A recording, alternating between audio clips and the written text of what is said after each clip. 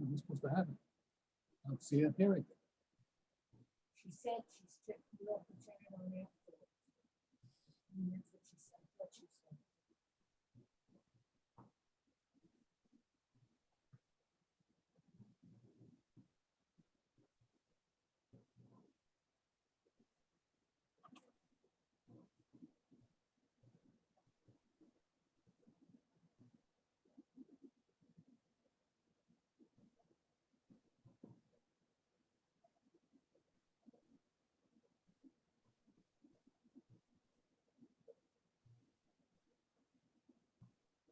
I think she turns the one, right? You got to turn the wrong thing. You got to turn the video.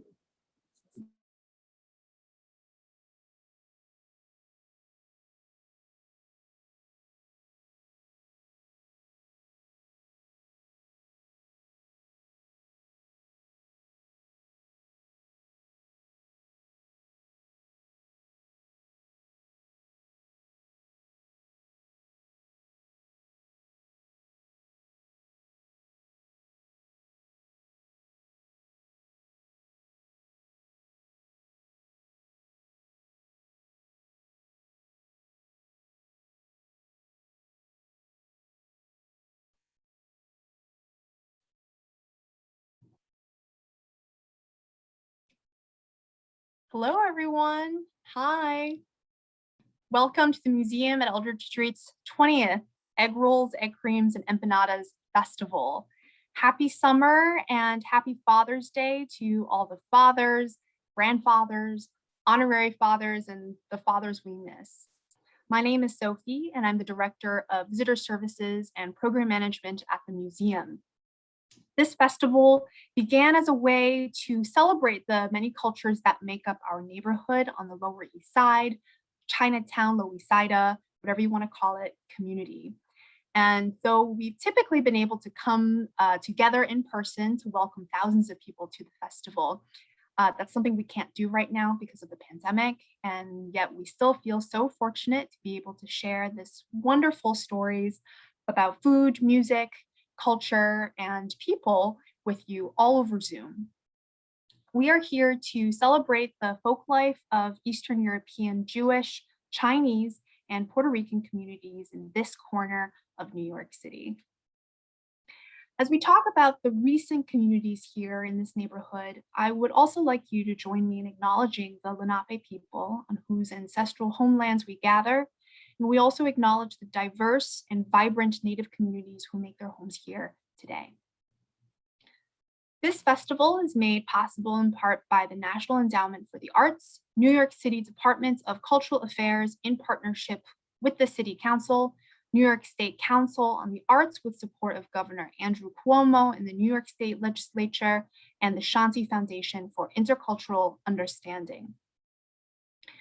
I want to thank our fabulous participants this year, the artists and musicians, performers, scholars, chefs, cultural thought leaders, and community members.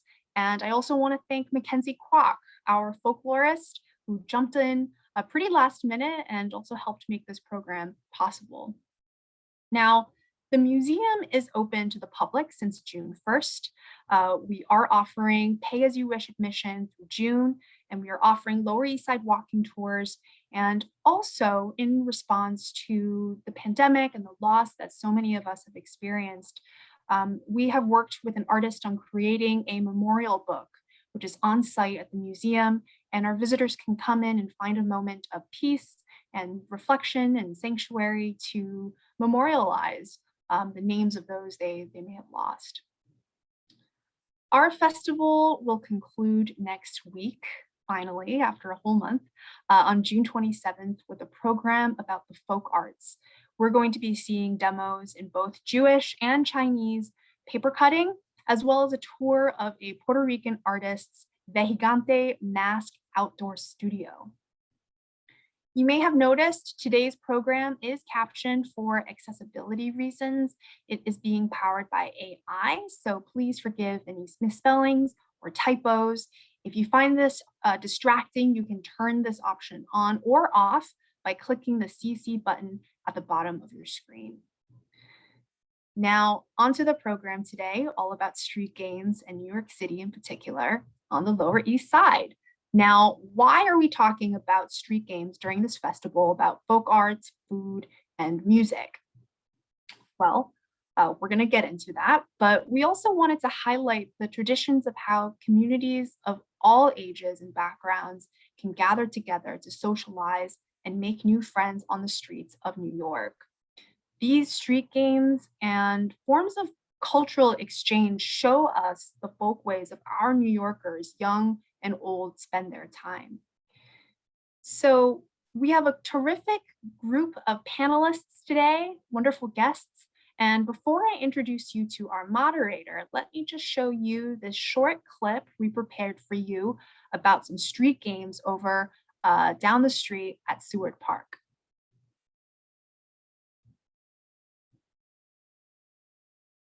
On the Lower East Side, which was one of the most densely populated places on the planet, let alone the United States, there really was no place for children to play except the street.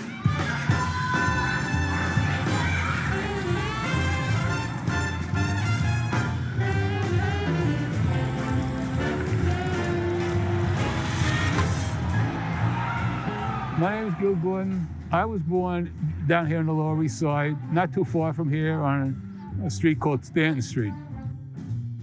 In the 1950s, baseball was the only sport that mattered. So all the games revolved some form of baseball. Punchball, stickball. The other thing we did was bought baseball cards. They were our religion. Now, if you had 3 or 4 guys that wanted to play, and you would flip the card from about 6 feet away against the wall, and the kid that had the card closest to the wall would win the cards. It was a lot of fun, and of course, if you lost your Mickey Mantle, you cried for a week. The park we're in, which is Seward Park, and it's hard to imagine, but prior to the beginning of the 20th century, there was no such thing as a public park. They really began to develop this idea of having small parks in various communities around New York where kids could go and have recreation. Kids know automatically to come. New players know, oh, Seward Park, okay, I know where it is. My name is Danny Moy. I'm the president of the New York Strangers. We're a nonprofit organization based in Chinatown, New York. We run volleyball programs all year round. We're starting our summer program in Seward Park in Chinatown. 9-man is a little different from 6-man. Things that you would be able to do in 6s, you can do on 9, such as jump serving. There's also, you could carry the ball a little. The court is about 1.5 feet bigger all around. There's no 10 feet mark, so back row could hit front row, and the front row play back row too. It's been around for, tradition for 75 plus years. Historically, in Chinatown, workers are working 6-7 days a week, and their days off was only Sundays. They come together and play this game of 9-man. Yeah, so New York Strangers came about in the early 90s. The idea of the name Strangers is that, just like you and I, all of us, we're all strangers. And when we get to play with each other, we become friends. By offering this platform, we give them kind of like a safe zone where everybody's together and feels safe, Seward Park is, home base for us, so we try to take care of it. We tell the kids to clean them after themselves. We work with the Parks Department to beautify the park, whatever it is. And in turn, they let us, paint the 9-man lines on there. They offer us a place to keep our equipment so we don't have to schlep it back and forth from home. Yeah, this is home court for us.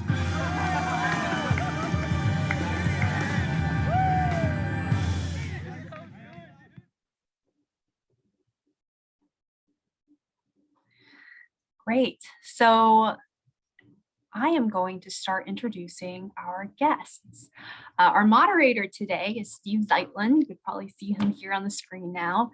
Steve is the director and co-founder of City Lore, an organization dedicated to the preservation of New York City's and America's living cultural heritage. Prior to arriving in New York, Steve served for 8 years as a folklorist at the Smithsonian Institution in Washington, D.C. He taught at George Washington University, American University, NYU, and Cooper Union. Steve is the author and co-author of a number of award-winning books on America's folk culture. And now a little bit about our guests. So Ursula Liang has worked for the New York Times Op Docs, T, the New York Times Style magazine, ESPN, the magazine, Asia Pacific Forum on WBAI, among many, many others, and currently freelances as a film and television producer and story consultant. Her credits include 1 October, Third Act, UFC Countdown, UFC Primetime, Tough Love, and she is a member of Film Fatale's A-Doc and sits on the executive board of Brown Girls Doc Mafia. Liang grew up in Newton, Mass, and lives in the Bronx with her family. Her debut feature, 9 Man, was broadcast on public television and called, quote, an absorbing documentary, unquote, by the New York Times. And her latest film, Down a Dark Stairwell, had its premiere at True False and was called, quote, a vital picture of a tumultuous time, unquote, by Vox. Yes, Ursula is awesome. I see a comment here already. We're really, really happy to have everyone here. Next up, we have Jenny Lee. Jenny is the general manager for NYC Pooch, overseeing day-to-day operations. Jenny is a born and raised latchkey kid from Sunset Park, Brooklyn. She spent most of her youth hanging out in city parks with her diverse friend groups, playing handball, traveling around to find the best players to compete with.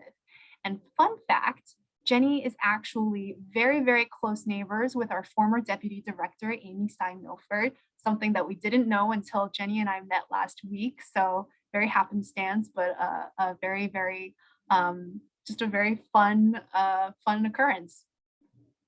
Next is Gil Gordon. Gil was born on Stanton Street. He was the one you just saw in the video we just showed you. He and his family moved to the East Bronx when he was about 5 years old, and he remembers playing in the front of his house and on the lots around his house, and fond memories include coming home from school, where after milk and cookies, going out into the streets to play. He has worked at the Educational Alliance and Jewish Child Care Association as their director of city residential programs, and after his 3 daughters finished college, he and his wife moved back to the Lower East Side at his mother-in-law's apartment. After retiring, he immediately came back to Eldridge Street, where his great uncle Parnas had been the shamash for many, many years, and where he and the congregation sheltered his father when he first came to the United States. And Gil is still a docent with us today. So if you want to meet him, come on by and he'll tell you all about the museum. We have 2 additional surprise guests today. Annie Rochelle Lanzalato, who is a poet who grew up playing stickball in the Bronx and learned her spiritual lessons of bouncing back from the almighty Spalding. And our second guest, Khadija Shahid, who is featured in another short film, which we'll be showing in a bit. So there you are, Steve. Why don't you take it away? Thank you, Sophie. I just want to tell you how touched I am to be doing this program here in 2021. I moved to New York as a folklorist in 1981. And my wife and I, who's been my partner in all of this, moved to New York for a job at Queens Council on the Arts, which we were splitting. And we asked ourselves the question of what are New Yorkers interested in? This is back in 1981, because we were trying to think of what would make sense for a folklorist to do. And whenever we started talking with people, what they always talked about that defined New York for them was street games. And this is especially true for at that period, many of the people who had grown up were Depression kids, had grown up during the Depression when they didn't have anything, and street games, they could do something with nothing. And that was a huge part of New York City. And we ended up putting a public service announcement out. Anybody who wants to talk about New York City street games, give us a call at Queens Council. And as my wife tells it, in those days, every phone would ring when the phone rang. And we got hundreds of calls, and the office was like up in arms, like, what are all these people calling us to talk about New York City street games for? And, we were fascinated with the idea that the street itself was a game board. For stickball, first base was a fire hydrant, second base was a manhole cover. As one person put it, your little brother could be third base. If he was sitting on a chair, he could be third base. So the city was a game board. And these games, there was an ecology of your block. There's one person who talked about they drew a chalk line all around their block, just to define the block. It was like a bubble that you lived in. And also these things built communities, and they defined what it meant to be local. Every street game had its variations, block by block and neighbor by neighbor. And it's made me think about, where we are today with Zoom. Here we are meeting on Zoom talking about street games. And what the question becomes, what is local anymore? There's so many, the advent of television and the advent of air conditioning and the advent of smartphones and electronic amusements. And now, the idea of Zoom itself has called into question what builds a community in New York. And so that's great to have all these wonderful guests here to talk about that. That one of the first people who called in was Khadija Shahid, that she called in 1981 because she heard that public service announcement and she'd grown up in the Marcy housing projects and wanted to talk about the games that she played as a kid. We'll see if she can get on later. One of the things she talked about was that the fire hydrant was called the Johnny Pump. You didn't call it, it was like, it was for fighting fires, yes, but it was the Johnny Pump for all sorts of other purposes when you were growing up on the block. And it wasn't until a few years later that I met Annie Lanzalato, who became my street games guru. And the first thing that we always have to do when we talk to her is to make sure there's enough time in the parking meter. So what I usually do is I try to pass her a quarter so that she can put money in the meter. Yeah, That's give me that the first quarter. order of business. Give me that quarter, Steve. I need to feed the meter. Please. Okay. So let's see if you see this quarter. All right, I got it. Okay, great. And the other, I can even borrow money virtually. All right. that keeps us that's how we keep time on these shows. The other classic New York thing that everybody talked about was the Spalding. People talked about putting this in the spokes of their bicycle. And Gil has one right there as well. They still sell these things, which is why this is so new. And I thought I would first pass this to Annie, who can then pass it to Gil, but let me pass it to Annie and she can talk a little bit about her street games in the Bronx. Okay, Annie, are you ready? I'm ready. Give me a good throw. Okay. Whoa, got it. Now, if you could catch like that, you were good. And Gil's gonna know what this is. What do you think this is? This is a hanger that kids would elongate, that I elongated. And you see there my little handle on the end. So this is a clothes hanger. And I like to ask anyone out there, what do you think this was used for? You could drop your answer in the chat. Steve knows what it's used for. An automatic double was when you would hit a ball, let's say a line drive right over second base, right up the center of the street. And where would it go? In the sewer. So the kid would have to put their face, there you go. Amy knows.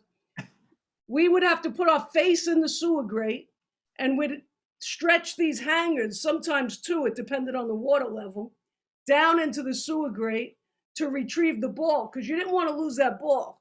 It wasn't like you could just go buy a new one. So we did everything to get that ball back.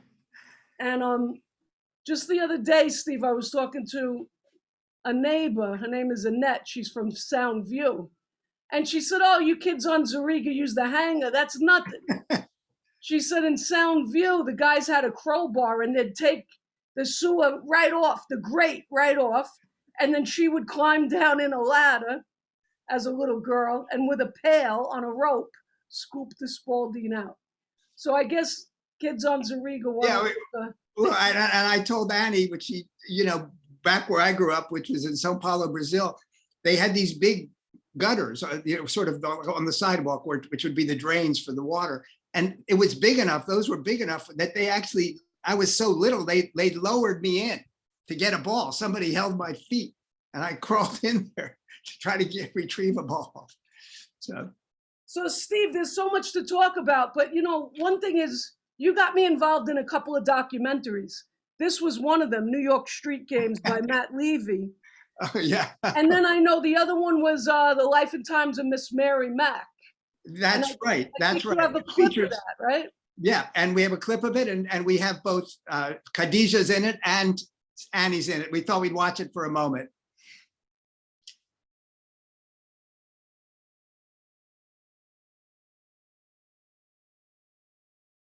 Let's have a Miss Mary Mack on. Miss Mary Mack, dressed in black, silver gold buttons all down her back. I love coffee. When the old hand games get too old, you go to the new hand games. And when the new hand games go old, the old hand games seem new again. So right now, I think we're at the old ones. Yeah, we're at the old hands. Miss Mary Mack. That one still seems to have survived. Like when you come out to play, the first thing you must know is Miss Mary Mack. Because if you don't know that, you don't know how to clap. I remember playing Miss Mary Mack. That's the standard, Miss Mary Mack. I don't know where she lives. Let's have a Miss Mary Mack on. Miss Mary Mack. All dressed in black. He asked her mother, what 50 cents to see the elephant. Not like the elephant. Anyway, jump over the fence. He went so high. He touched the sky. Sky. And never came back. Back till before the July. Like this. Yeah, Miss Mary Mack, dressed in black, silver. I think if you go around the world asking people, everybody's gonna know. That remember Mary Mack. Mary Mack. All right. Okay, thank you. That's like the most pervasive one. Do you know what the next line is? With silver buttons all down her back. There you go. I passed my girl test. Ask my mama for 50 cents. See elephant jumped up and jumped so high, he touched the sky. Then got back till the 4th of July.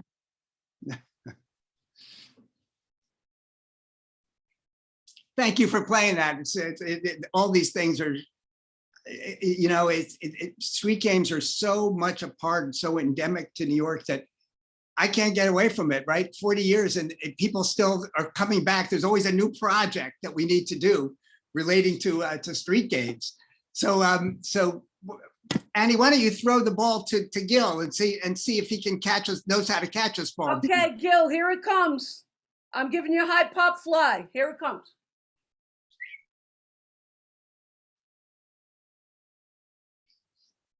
Hey.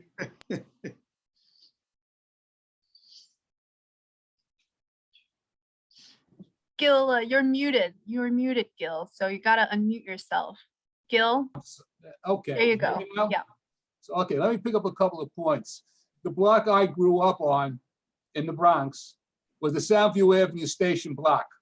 So if you're familiar with Soundview, and you know what a Soundview Avenue station is, that's the block, the 1200 block. Should be familiar with it. Got it? So that's close to Annie, is that? Yeah, it's really close.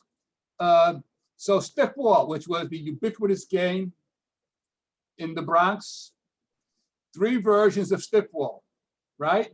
One, you played in the street, the sewer was home plate, there was a catcher, somebody threw the ball, the other team was batting, etc. That's one form of Stickball. Second form of Stickball was you bounce the ball, you generally played 4 or 5 guys on the side, they spread out down the block, and there were bases, and they hit the ball as they like a fungo. Now, the problem with all those systems was it was very easy to lose the ball. So they threw the ball over the sewer, and the catcher missed it. The ball went all the way down the block, and you had a 10-minute break. Yeah. So that, that became a problem. Stickball was the same thing. Some guys were really strong. They would hit the ball over the roof. So you'd lose the ball. So the best way I found to play stickball was in the schoolyard, where you drew the home plate on the wall like a square. And that way you could just play two guys. One guy would bat, the other guy you opposing would throw the ball. And of course, you were in the Bronx. So the guys that were batting were Bobby Richardson and Tony Kubek and Mickey Mantle and Moose Gowron and Yogi Berra. So you had that thing. And of course, the other team was the Brooklyn Dodgers with Pee Wee Reese and Duke Snyder and Jackie Robinson and Gil Hodges, etc. So that was, different versions of stickball. The other thing when I was thinking about this event, there were a couple of games we played, which I don't remember most of the details. So if there's anybody out there that can help me, I would appreciate it. One was a game called Nux, okay? You know the game? Because I got it. I know it. I know I always wound up with ripped knuckles because I always lost. So if you lost, the guy would hit you with his cards as hard as he can on the knuckles. And you could wind up with bleeding knuckles.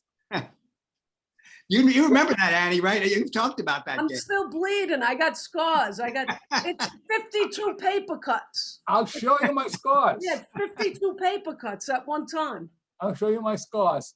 And the other game, it's a little racy. Hit your ass. So what you do, I remember it now. Somebody will remember is that you would, I think, play a game of handball, not with the black ball, which is the familiar ball you use, with the pink ball. And when you lost, you lost the game to your friend. Let's say 21-17. You lost the game of handball. You would go to the handball wall, get down on your knees, head towards the wall, the handball court, and since you lost by 4 points, he would go back to the long line on the handball court and throw the ball as hard as he can at you. And that was one of the great games we played. So thank you, Annie, for you'll explain Nux to me afterwards. And I think it's time now to move on to our next panel. Yeah, well, the handball, since you mentioned handball, I mean, first of all, that shows just how local that game was, because of all the people we've talked to, I had never heard of the hit your ass element of handball. It's on, well, that's how I remember it. I'll tell you one thing. There was a game that we played in the Bronx called Slug, which was, again, with the pink ball, where you play with a box and you hit it against the wall. In the other boroughs, and this again, I don't know why, it was not called Slug, it was called Chinese handball. And I have no idea why. So if anybody can answer that question, I'd be it's true that people would put the word China, whenever a game was complicated, a slightly complicated game would always be called Chinese. It was just sort of one of the. It was a very simple game. Trust me. Yeah. So I've heard of Chinese jump rope, for instance, was another common style of jump rope in the city back then. So Jenny, you're a handball player. City Law is right across the street from a handball court, and we listen to we do all of our work to the rhythm of handball. You can always hear the ball hitting the wall. How did you get into it? And is it something you grew up playing? Yeah, handball is something I grew up playing, originally from Sunset Park. And I can talk about Chinese handball in a bit too, because there is a variation of handball now that's Chinese handball, where the ball has to bounce on the floor before going back to the wall. And I grew up playing handball from the late 80s all throughout now. I just got a couple of games earlier yesterday at Coney Island. So that's where the One Ball Nationals are held every year. There's also, I have some classic handball paraphernalia. So these are the black balls that you were talking about. And when you used to play, we call it, pardon me, asses up. And they were really hard balls. And so if you were to lose, as you mentioned, you would go up to the wall and then you would get pegged. So you could choose how to get pegged. Either you would run with your face facing the wall, and you'd have to be running back and forth. So someone would have to tag you with the ball, or you would just take your loss and just stand still so someone could peg you with this one. But luckily, I grew up playing with a softer version, which you're probably familiar with. The racquetball, the blue ball. And then this is a Spalding brand, which is a different bounce. And so with handball, there's singles or doubles, and all you ever needed was a wall and a ball. So when I was a kid, I wasn't good enough to play on the handball courts. So you would just find a wall anywhere. It used to be my uncle's auto mechanic garage on Grand Street. And we would just draw the lines with the chalk, and you'd have to hit the ball. You'd serve a ball between a short line and a long line, similar to a box in tennis, and you would just play with your hands. And so with handball, you have to hit the ball without having it bounce after one bounce. Whereas Chinese handball, it has to touch the ground before you get to hit it again. So, yeah. What's amazing to me about handball, because some people play it with a racket. Do you ever use a racket? Yeah, there's racket, there's paddle. So what happens is, we used to play stickball on the street. If there weren't sticks, then you'd go to the next best thing, which is your hands. So then you would play handball. And then as I'm getting older, I'm approaching my 40s now. All my friends who are in their 40s and 60s, all the legends of handball, have moved towards using the racket and the paddle now. Because, like you have arthritis in your hands, you're getting older. And so everyone now plays racket and paddle so much more often. And you can still hit the ball really fast, and the sound of it is fun. And if you can't, so is there an appeal to using your hand? Is it like that's the original, that's the real handball players can play with their hand? Absolutely. Then there's the regular size handball, and then there's something called the red ace and the white ace. So it's a smaller weighted ball. So this is a white ace, and they're heavier. So they're similar to the size of a squash ball. It's faster, it's harder. You have to really understand how to whip the ball. There's 3 ways of hitting the ball. You have your overhand, you have your sidearm, and you have your underhand for the kill shots. And with the small balls, you have to be able to cup your hands so you can whip the ball. And give it a little hook or a cut to throw your opponents off, break their ankles a bit. That's usually what you want to do. And so I've played all over in Seward Park, and my favorite place to play is on First Avenue and First Street. Because that's where our office is. Yeah, that's where our office is. Yeah, across the street on First Street, across from that handball court. Yeah, I spent many summers playing there.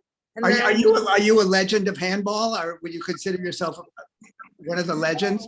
Gosh, no. I've been lucky enough to compete in 6 nationals, and I got to play in Ecuador, Canada. I got to play in Ireland. So I'm not a legend. I think I'd have to win a national title to be a legend, but I've gotten close. Okay, that counts in our book. Thanks. So I wanted to also bring into the picture Ursula, who's a filmmaker, and sort of ask you what inspired you about these games that are being played on the street and in parks. Well, I wish that I had known that folklorists were cataloging all these great street ball games, because I actually encountered Nine Man and Seward Park and didn't know what it was. And when I went to look at sort of the historians of Asian American culture, there was nothing really captured there. None of the universities had any sort of material that would reference the game. And I realized after walking by it too many times that this was sort of a special sport, and that within the sport, there's this whole history that mirrors Asian American history in America. And so that was what made me want to make a film about it, is just make sure that I would capture the history that I thought was really important, and people don't take games seriously, but games can really be a reflection of culture and a reflection of history. And for some reason, academians are sort of not sporty people and don't see the value in them. So that was what motivated me to make this film. So what kind of history does it tell? Well, you know, this has its roots in sort of Chinatown bachelorhood society. At a time, you know, with all the anti-Asian laws that happened, created sort of like an all-male society. And so this was sort of one of the outlets that Chinese American men had to express their emotion, you know, in a physical way at a time when they weren't able to express themselves in other ways. So it dates, you know, the tournament that I sort of based the film around sort of dates back into the 1930s. So you're talking about a time during World War II where, you know, where the value of Asian men was very particularly seen in America. And you know, it started out as a game where, you know, where urban spaces was an important part of its development. It wasn't, you know, it wasn't this pastime like baseball where you had a big field and luxury of hitting a ball over the fence yards and yards away. These were guys that went from like their restaurant jobs or their laundry jobs into some sort of back alley and took a string and tied it to one pole and tied it to a tree on the other side and took a towel and wrapped it with a rope, and that became the ball. Right. Or even if they, you know, if you trace the roots back to China, they were using sometimes banana blossoms as balls. And they were just sort of making do with whatever they had and whatever they could. And so this sort of, you know, I like the way that you introduced all these games, you know, whether you're 3-year-old kids, you know, playing in the backyard or on the street in front of you, it's like the necessity, you know, the games that we make are out of necessity and whatever we have. And if through many generations in America, Asian American men have not had very much, and so have had to find ways to have fraternity and fun and emotional and physical release. That's great. So I mean, it's and it's still being played, right, in China. Yeah, I mean, it's a different era for sure. You know, you're mentioning all the video games and Zooms that people have to distract them. But what's nice about the game nowadays is that it's a sort of a tie back to that culture for a lot of Chinese Americans. You know, I think there are a lot of immigrant groups in America that feel like they're forced to assimilate to some sort of where they came from kind of American culture in order to make it here in this world. And so I think it's nice.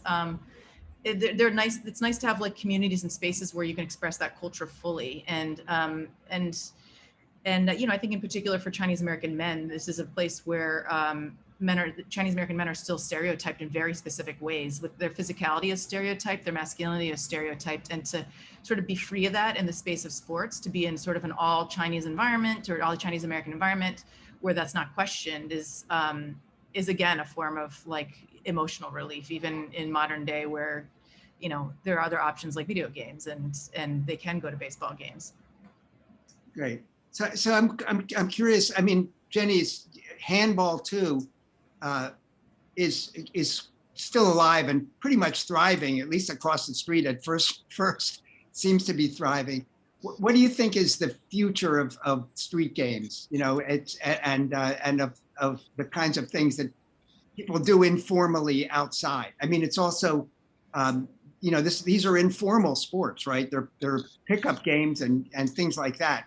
Whereas so many of what kids do is tied up with Little League or you know, organized, even Double Dutch, which starts out as the ultimate street game, becomes codified and it becomes an athletic activity. It becomes a competition, and you know, you then compete to be the best and be a national champion. So I'm wondering, you know, what do you guys think the trajectory of street games is and where it stands today? I think we can all try to chime in on that. Why don't we start with you, Jackie? What do you think? Yeah, so with handball, it's really interesting because we are really seeing a good movement. Jenny. Sorry, I think you have like something's an on your echo. mic. Can you maybe lift up your computer or something? The microphone just got all weird and wonky.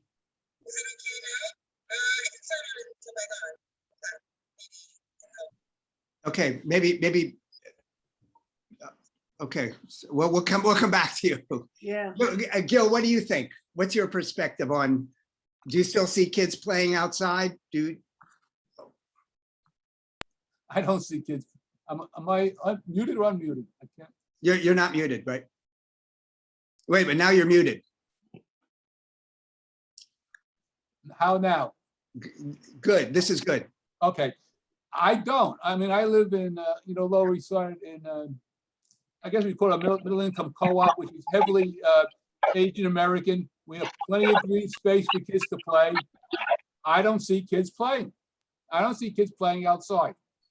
I don't see kids playing on the street in either Chinatown or Soho or Tribeca or, and I don't know about the East Village, but I just don't see kids playing street games. And I guess it depends, again, how you define street games. 9-man volleyball, and we all play volleyball, I guess. It's a different variation of it. My personal definition is that's not a street game when you're playing with 18 people. Street game is very informal, very simple, 1 or 2, 3, 4 people playing. And I don't see it. I don't see kids playing. Let's give a good example. We did a program at the Eldridge Street called Street Games. It was done as part where we invited families to come to Seward Park, and we would demonstrate street games. The last time we went, we were giving out jump ropes to the girls. The girls didn't know what to do with a jump rope.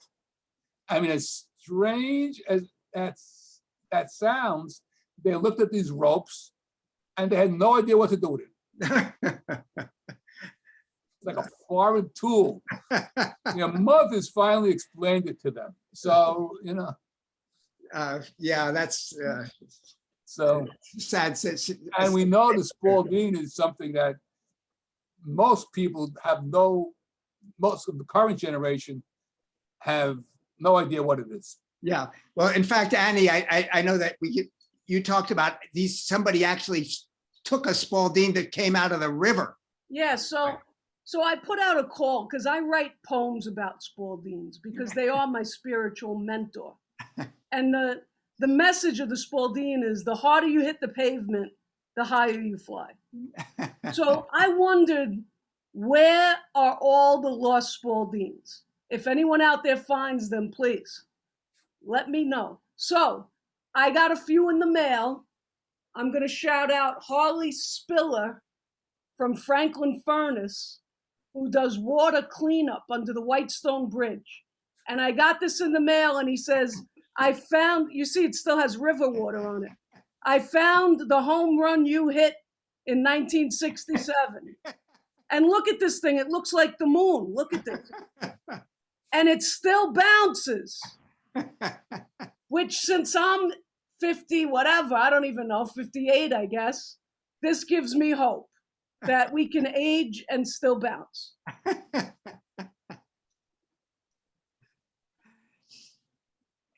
Jenny, what do you think about, is handball pretty much, do kids still play handball? They do. Is my sound better, by the way? Yeah. Great. Yeah, there's tons of handball still being played. There's tournaments being organized by local community groups right now. So Annie, you said you're from Zuriga. So there are indoor courts at Zuriga run by, I forgot her last name, but her name's Katie. And they run tournaments all summer long in Van Cortlandt, Bailey Park. Handball is very much alive. Unfortunately, small ball handball is dying out. But in terms of, this is a cool thing that I'm noticing. So there's 9-man, there's volleyball, and then there's handball. And the athletes that play these sports now are all getting into spike ball. So do you guys know what spike ball is? No. So it's so interesting. So you can buy a spike ball kit, and you just get with people. It's like imagine a trampoline, but instead of us jumping on it, you play volleyball onto the trampoline. So you hit a ball onto this trampoline. It bounces high in the air, and then you play with people to play volleyball anywhere. You just need the set, and you could play on the street, in the park, and that's kind of the evolution of where a lot of the street games, with at least like handball and volleyball, has taken place. A lot of handball players that are now retiring or getting, changing sports, they're playing spike ball. But handball is still really viable, and there's people playing in Australia, all over the United States. I'll go out to California, and I can call up someone from the United States Handball Association to find players that I can compete with. And there's still 3-wall handball and 4-wall handball happening all over too. So yeah, there's a lot of handball being played. Yeah, well, I mean, Steve, I grew up with this vocabulary of physicality. So I was walking on the Lower East Side for many years. I used to live on Clinton Street, and I would get involved in games with kids. I'd carry around a basketball. If they were running around like chasing each other, I'd grab a kid or say, oh, he went that way, or I'd cover for a kid and say, no, he went that way. But one day I was walking by City Law not long ago. It had to be maybe 10 years ago. And I said hello to people. And the father got so mad at me for saying hello. He said, oh, that's a stranger. He told his son, that's a stranger, don't talk to strangers. And it was so jarring to me because, it used to be all you had to do was go out into the street. You didn't have to know anybody. You didn't have to have any equipment. All you had to have was ingenuity. And that's, that really did jar me. We used to make these rings from found telephone wire, which used to be all over the street. And we made all kinds of things. We made scully caps out of bottle caps with melted crayon in it. We made whistles out of acorns, acorn caps. We used to put these things on our noses. I'm sure you know what I'm talking about. And it really jars me. Like, the bigger question is, can I just go out in the street, not know anybody, and get involved in a pickup, whatever, double Dutch, whatever it is? Or is this new gentrified Lower East Side? I feel like I can't go near kids. In fact, there's signs. If, my father was watching kids at a playground, he got asked to leave because he didn't have a kid. If you're not accompanying a kid, so it's very hard, like I would say, aging. And how do I play? How do I interact? What's the future of that? And back to the Johnny pumps. My neighbor Annette the other day said to me, and she's in her 80s, she said, oh, I wish we could just open up the Johnny pump. That was the best. And I said, yeah, Annette, anyone could learn how to swim, but not anyone at 3 years old could stand with that bash of water. And it's true. I mean, it's really a force. And you learned how to take it. Anyway, that's what I got to say. Yeah. So we should probably open this up to the audience too. So let's see if people want to chat or have questions. I think it's important to remember, how important play becomes apparent in the fact that hip hop grew out of play. Graffiti grew out of kids chalking their walls, and Taki 183 was just carrying on a tradition that people had started, writing with chalk on the wall. And the music started with people bringing speakers into parks and competing against each other in parks to see who had the best speakers and the best DJs, and improvised rap grew out of that.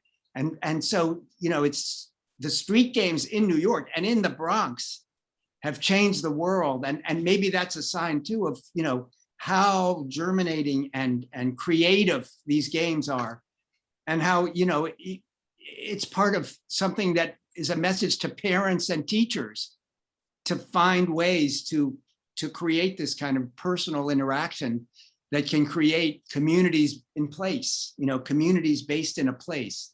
And, you know, let's hope that we can inspire people to do that, you know, even by keeping the memory of these street games alive. So here's some people. Let's see. I had a question. There was a pickup game of basketball. Okay. So. Someone had a question for Ursula about, you know, contesting your definition of street games. You know, Gil threw out maybe 9-man isn't a street game. What do you think? Someone else said having tournaments move some of these games out of street games because everything's a competition. But then what about basketball? What are your thoughts about this? I don't know. I mean, things do get organized at a certain point, and that makes it more of a competition. And I think it depends on what your definition of a street game is. If it's you know, whether you can just walk out and play a pickup game. If it's a pickup game, then there are versions of 9-man that are pickup games where you can just pop in and you can play on a weekend. You know, if you go any Sunday, you'll find guys in Seward Park, and you could probably help out and jump in some way, even if they are practicing for a tournament at the end of the summer.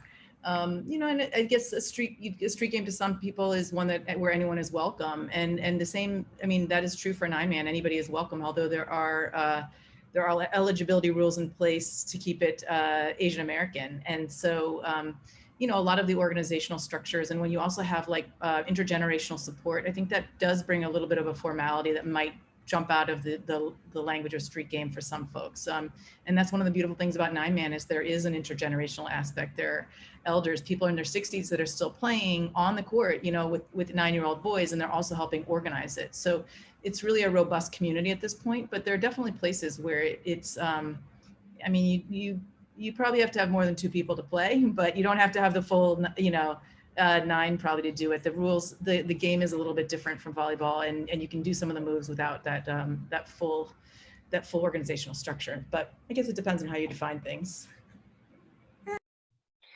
Thank you for that, Ursula. Someone also is wondering if someone could define Johnny on a Pony. And I've had a couple of people ask me this, and they've told me that seems really elusive or dangerous. No one plays that anymore. So can someone describe what Johnny on a Pony is? It ties into our conversation. And you can probably describe it best, but one person would be like holding on sometimes a hot fire hydrant or a lamppost, and few people would be behind him holding on to him. And then the others who were playing against them would come and jump and leap and land on their backs and try to break the wall of these people. And you know, with football becoming organized, it killed Johnny on the Pony, you know, because that's what football is. That, you know, that where you're tackling the other person. It was a street version of kind of a game that you can see was the kind of thing that kids would do when they were not tied into a lot of organized kinds of things. Yeah, you got pretty bruised up, you know. I mean, if you were a jumper, you'd throw an elbow in or a knee. You know, you'd really try to break. And if you were on the bottom, you made a table with your back, and then the other person, you know, put their arms around and ducked their head to the side of your waist. And so you made a flat table of, let's say, 4 or 5 kids, and up against a fence or a pole or a Johnny pump. But, you know, yeah, the games were brutal, you know, but the best part is kids had to negotiate. There was never a whistle. There was never a referee. There was never a parent ever. And you had to stay out all day. You know, your parents want, go, you got to go. And you'd go for the whole day, and you had to learn to negotiate kid to kid, period. And that's the skill. You know, that's the skill kids need. So in Johnny on a Pony was generally a team of 4 and 5 against another team of 4 and 5 guys, okay? So after when the 4 and 5 guys got finished jumping onto the other group's back, it was Johnny on the pony, 1, 2, 3, Johnny on the pony, 1, 2, 3, Johnny on the pony, 1, 2, 3. And if the wall did not break, you got the point. So you won the game, right? If the wall broke, the other team got the point. And you would play, I don't know, let's say a 5 with 10 points, and that would be the winner of the game. And that's how we played it. That was a great, great game. Someone in the comments just said, we busted a kid's head open and the game got banned. So I never saw anybody get hurt in the game. I mean, my experience with the game is I never saw anybody get hurt. I just didn't. See, there were all sorts of games that you play. So we played it, it's Bronx thing. In the spring, we played games like in our back, it was a backyard, just between houses. And those were games that both the boys and the girls on the block played. So that was tag, hide and go seek, red light, green light, take a giant step, and then maybe a couple others that I'm forgetting about. So whatever the reason, after daylight saving times in the spring, the games became co-ed. Otherwise, they were single sex. Annie, you want to talk about shirts versus skins? Yeah, well, you know, I had to break the gender barrier, as did other girls. And it wasn't easy, so you really had to put your body on the line. And yeah, in the summer in stickball, the two teams, one would take off their shirts. So it was shirts against the skins. And I always had to be on the shirts, and that always and still really makes me mad. That's like a lifetime battle that I want to conquer. Jenny, did you have something that you wanted to add to that? So you just unmuted yourself. We played that game, and then someone got hurt. So then we played Red Rover, where everyone formed a chain link, 2 sides. Then you'd send someone charging in to break the link. That was the more, that was the easier version, so no one would get hurt. Then when someone got hurt from then we would have to play red light, green light. So there was no contact. But street games were great because, I used to be, I'm an only child, I was bored. And I would just, go to the park, and then there were just other kids around, and we would just figure out, hey, how many, you got a quarter? You got a quarter? All right, we're buying a Spalding. And then we would just, we would play handball until we roof the ball, lose the ball, and then figure out a way to play all these other games. Hey, okay, we just found this rope. Okay, what can we do with it? We're gonna play tug of war. We just used whatever we found on the streets, honestly. It was great. Did you ever hear of chips on the ball? No, what's that? Chips on the ball was like the original insurance policy. Kids would, when the ball would, when you'd be playing stickball, you would say chips on the ball, which meant if the ball went on the roof and you lost the ball, everybody had to chip in to buy a new ball. So it was like an original insurance policy. So you needed to ensure that that ball was going to be covered in case it went through the roof. That's awesome. I miss playing for those box candies, like the bazooka and the bubble gums. We would play and compete for people's lunch money to get candy when we were kids. Kids don't do that anymore. That's part of it too. I try to find games and play with the younger kids that are playing handball, but there is a definite side of competition that you show up to the park, and if you're not on their level, they're like, oh, we'll just sit this one out. But some of the kids are nice enough to entertain it. So, yeah. Jenny, I have a question for you. What's the pandemic protocol on the handball court? Are people masked, or what's the protocol? So last year, when all the parks were closed, if you were in the Bronx, someone would have a wire cutter and cut the fence. And then you would have, you would play for an hour until the Parks Department came and they said, come on, not again, get out. And then they close the fence and you do the same shenanigans the next day. But you would have a closed group of friends that you trusted, that had got tested, and they were playing. And then once everything reopened, the parks were open again. A lot of people were wearing masks, playing, but not a lot of the kids. The younger kids are, they didn't wear masks or anything. And for the most part, most people don't wear masks anymore. A lot of people are vaccinated. Some people wear masks, but there really isn't, any rules there now. Like now that everything's open again. That's a great story about having to cut the wires to get into the courts during the. Yeah. But especially at Coney Island, so some parks don't have a fence. Coney Island, you just walk right in from the beach, and the cops had to put up a couple of people on the post to say no, you just can't play. But in the winter time though, the diehards would have the kettle going. They bring a gas stove and a giant pot so they can boil the balls so that they can get extra bouncy. And no cops were around because it's too cold, and they just let them play. It's just got a whole bunch of people playing in 20, 30-degree weather, and the cops aren't going to complain or bother you about it because and some of the older players, they'll bring a flame torch from Home Depot, and when the courts are frozen over, they just flame the courts. So, right up.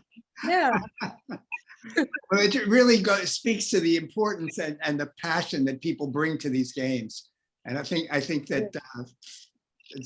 So you need a lot of equipment, Jenny. You need a wire cutter, a torch, a kettle of boiling water, a camping stove.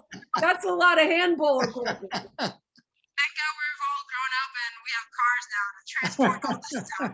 That's the fun of the game. We're junkies. I'm seeing so many people talk about other games too, and I feel like we go on and on. People are saying box balls, stoop ball. Someone said something about pool sliding, I think. And I know we could probably talk about this for a long, long time, but I just want to say thank you to everyone for jumping in and going down memory lane, and also just talking about how important it is to meet together outside and play together and talk about community in New York. And I think that something so fun about this conversation is about these uniquely New York memories and moments. So does anyone have any last words they wanna say before we say goodbye? Oh yeah, I always have a last word. Cars were part of the game, and cars used to know how to interact with stickball players. And the best part of the game for me as a little girl was catching a fly ball when a car was coming at you. And that was a certain skill. And the rest of my life, I've always been trying to apply that skill to life. But there's nothing like it. You're focused on the ball and you just casually wave the car around you or hold them for a second till you got the ball, and then you say, okay, now the car could go down the street. But today, I don't think drivers know how to play street games. Well, someone just commented, and I can totally hear the voice, someone going, car, yelling car as you're backing up to let you know there's something coming. So thank you for that, for closing it out with that memory. Oh, Gil also has one more thing. Okay. I got it. Do you hear me? Yep. I got to give a shout out to two games that we played as kids that I hope everybody remembers. One is punch ball, which again, you played with this little ball and you just used the car as first base, the sewer as second base, but you punched the ball. And the other was kick the can. So we were very creative. You just used the Pepsi empty can of soda. You kicked it, and again, you just ran to the bases. The guy got the can, and touched the base before you got there, you were out. Another version. And I think those were two games we really did play a lot, especially punch ball. Punch ball was a very, very popular game, at least in the Bronx. Well, maybe we'll see some kids playing that someday soon. So we'll see. All right. Thank you, everyone. Steve, Gil, Annie, Jenny, Ursula, and also to all of our attendees and some wonderful memories. So hopefully we'll get to see you all soon at the museum. Look forward to it. Bye, Thank you so everyone. much. Thank you. Thank you. Take care. Bye.